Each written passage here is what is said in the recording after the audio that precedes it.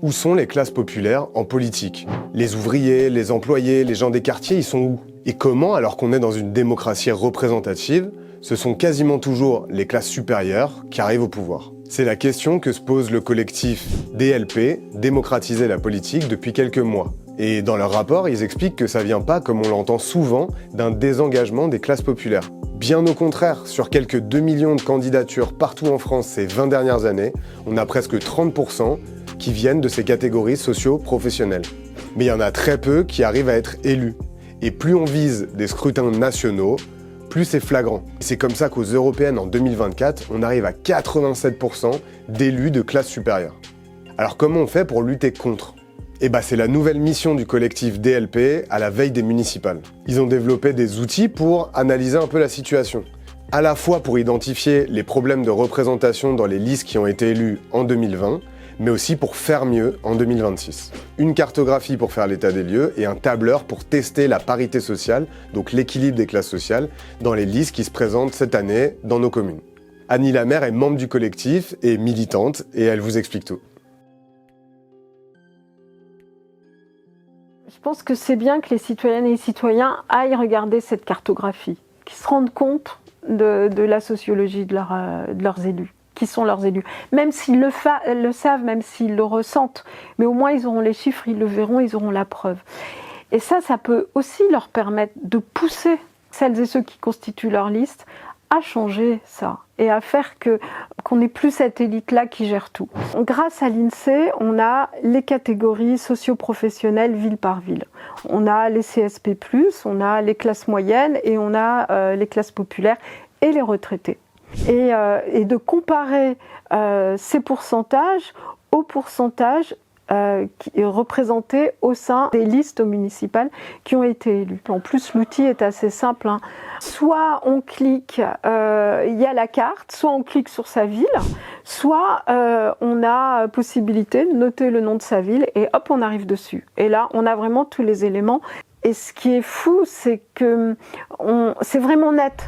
La plupart des villes, notamment dans l'urbain, les classes supérieures sont surreprésentées. Une commune comme Fontenay-sous-Bois, par exemple, où on a quand même pas mal de classes populaires, eh bien, on voit qu'elles sont sous-représentées au sein des conseils municipaux. Et nous, le but, chez Démocratiser la politique, c'est de renverser un petit peu la vapeur et de dire maintenant là il va y avoir des élections municipales, ça serait quand même bien de faire que cette surreprésentation cesse à un moment donné. On est conscient que ça se fera pas du jour au lendemain, mais on souhaite déjà que ça baisse, que cette surreprésentation baisse, qu'on arrête d'avoir des 70% dans des villes. On monte à 70-79% de classes supérieures qui sont élues au conseil municipal.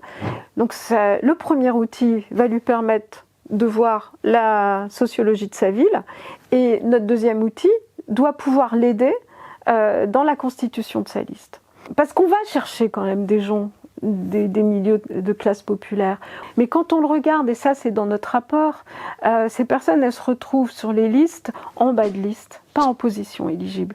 Parfois elles sont éligibles, parfois elles ont des postes d'adjoints ou d'adjointes, et on se rend compte que, comme pour les femmes, on nous donne souvent la petite enfance, la santé aux classes pop, on va leur donner la sécurité, ou enfin on va pas leur donner l'urbanisme par exemple, le logement. Et ce qui est aussi intéressant, c'est de voir où sont les personnes. Sur une liste de 100 personnes, on se rend compte que les 10 premiers sont presque tous de classe supérieure, les 10 suivants, ça baisse un petit peu au fur et à mesure. Donc on voit bien que seront éligibles surtout les classes supérieures. Et ça s'accentue quand il y a un deuxième tour et des fusions de listes. Et on fait encore descendre les classes populaires. C'est bien facile d'aller chercher des présidentes et des présidents d'associations, ça ramène effectivement des électrices et des électeurs, mais si on les met en bas de liste, il n'y a pas d'intérêt. Il faut leur donner capacité à aussi être dans la cogestion de la ville. Et c'est un outil qui est assez, je dirais pas compliqué, mais il faut vraiment pouvoir entrer dedans. Donc cet outil-là, il est destiné aux personnes, aux partis politiques et aux personnes qui constituent des listes. On est allé, on a rencontré Ruffin à Grenoble, on a rencontré à Poitiers la liste qui se met en place aussi, de la maire sortante. Et en fait, nous, notre but, c'est d'aller leur présenter et de leur dire voilà comment on peut vous aider dans la constitution de votre liste avec cet outil-là. Des listes locales se sont clairement engagées dans cette démarche de parité sociale ces dernières semaines. Poitiers Collectif, la liste sortante, a fait un bel effort. Elle a divisé par 2 les classes supérieures sur sa nouvelle liste et doublé les places accordées aux classes moyennes et populaires. À Grenoble, une liste citoyenne et participative a aussi fait la part belle aux classes populaires. Et à Toulouse, la liste de la France Insoumise est presque à l'équilibre. Mais il y en a globalement une trentaine qui se sont engagées partout en France. En attendant la clôture du dépôt des listes fin février, tout reste à faire.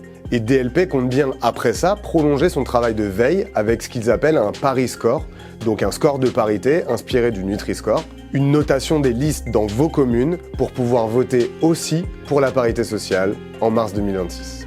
Si les élus ressemblaient plus à la société, eh bien peut-être que, et probablement, que la population vous ferait plus confiance.